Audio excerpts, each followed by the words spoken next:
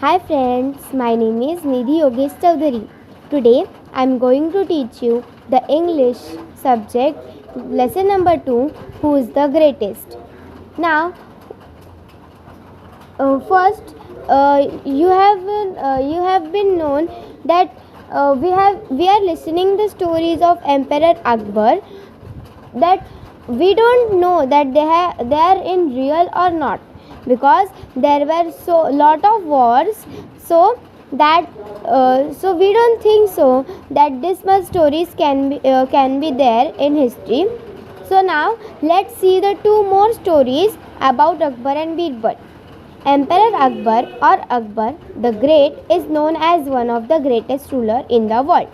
Means Emperor Akbar or Akbar is the great ruler in the world. Not just because he had a vast empire, not just because means इसके लिए नहीं कि उनके पास सिर्फ उनके पास बहुत सारे बुद्धिमान और वीर रूलर्स थे और वेरी स्ट्रॉन्ग आर्मी थी. उनके पास अनगिनत वेल्थ थी, पर उसके लिए क्योंकि वो गुड ह्यूमन बीइंग थे, यानी अच्छे इंसान थे. ही केयर्ड फॉर हिज सब्जेक्ट्स, मतलब उन्होंने उनके प्रजा के बारे में सोचा खुद से पहले. He had a great respect for scholars, writers, poets and artists belonging to different religions. Means scholars are there, writers are there, poets are there, they write poems, and artists are there. Different religions, they belong to different religions. Still, Akbar respected to everyone. He was a patron of art and culture. Means he was very he appreciated the art and culture. The 9 gems or Navratnas in his court were famous.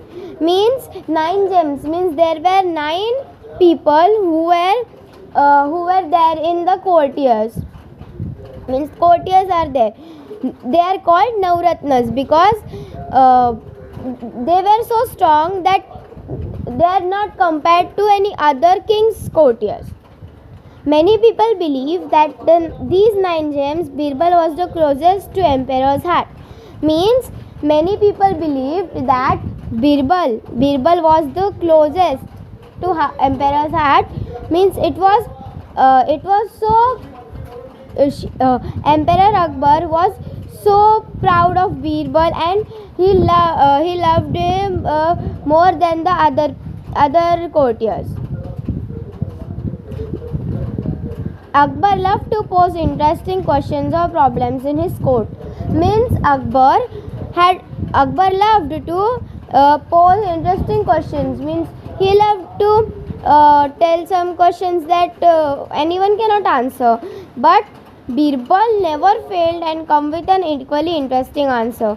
Means Birbal, he never failed it. Means he was just answering it equal to that interesting that Akbar asked the questions. Means he gave funny answers or he gave logical answer.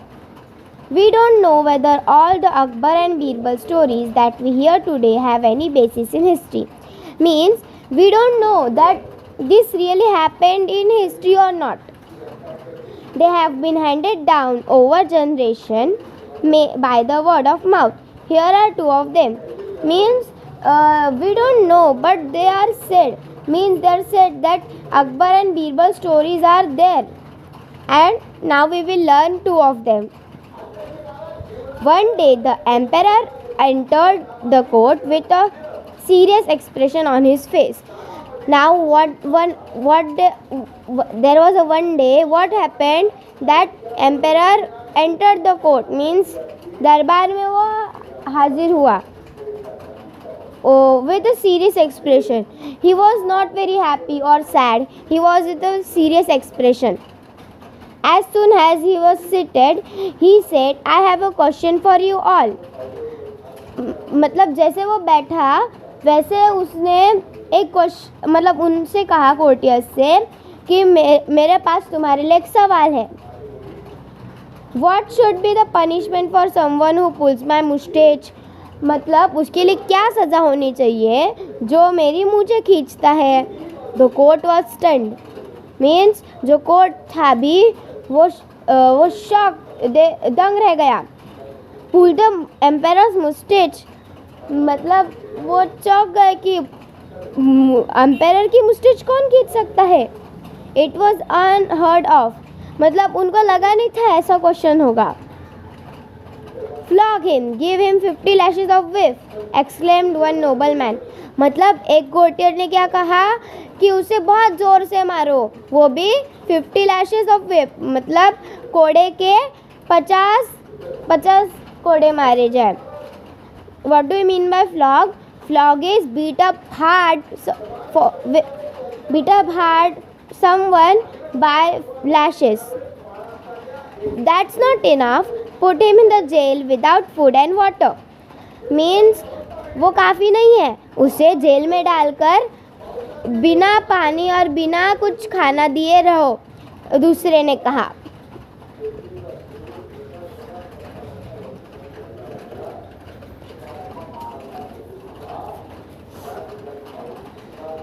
Whip him, beat him up, hang him, cut off offending hands.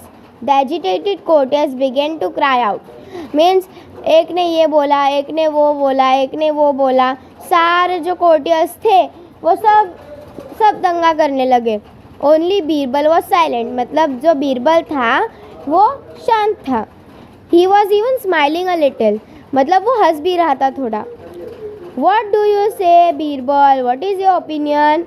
Now what Akbar asked him that, क्यों तुम इतने शांत क्यों हो, तुम क्या कह रहे हो, तुम कुछ नहीं क्यों नहीं कह रहे हो, तुम्हारा क्या है कि क्या सज़ा होनी चाहिए उसे जो मैंने मुस्टेच खींचता है। तो बीरबल ने कहा, in my opinion O giver of peace to world, the offender should be give his favourite sweet meats. Now what does Birbal says that in my opinion, he says to Akbar that whoever pulls their mustache should give them their favorite sweet meats, means उनकी favourite मिठाई देनी चाहिए उन्हें। राजा Birbal, are you out of your mind, give sweet meats for such a grave offence? Now what does the courtier begin to say? That Raja Birbal, are you out of your mind? Now everyone was shocked, but why Birbal is saying like that? Then the courtiers began, Birbal smiled and offered an explanation. Means अभी बीरबल हंसा और उन्होंने कहा, yes, who would be so bold as to pull the emperor's mustache? मतलब उसने कहा कि हाँ, ऐसा कौन हो सकता है जो एम्पेरर की मूछें खींच सकता है। ओनली हिज ओन ग्रैंडसन, मतलब उसका जो पोता था, उसका छोटा पोता, वही खींच सकता था उसकी मूछें। When Akbar heard this he burst out laughing because that is exactly what happened in the morning. मतलब अकबर ने जब ये सुना तब वो बहुत हंसा, क्योंकि यही अभी सुबह हुआ था। मतलब सुबह ही उसके पोते ने जो था, उसका पोता ने उसके मूछें खींचे थे। अभी ये दूसरी स्टोरी है। On an another occasion Akbar was relaxing with some of his courtiers, मतलब दूसरे दिन वो उसके दरबारियों के साथ बहुत अच्छे से रिलैक्स कर रहा था। Few of them thought there were good opportunity to show our praise to the emperor and get some favors from him. Now what did the courtiers thought? That yes, the Birbal is not there, so we will appreciate them and we will get some ornaments or something favor in it.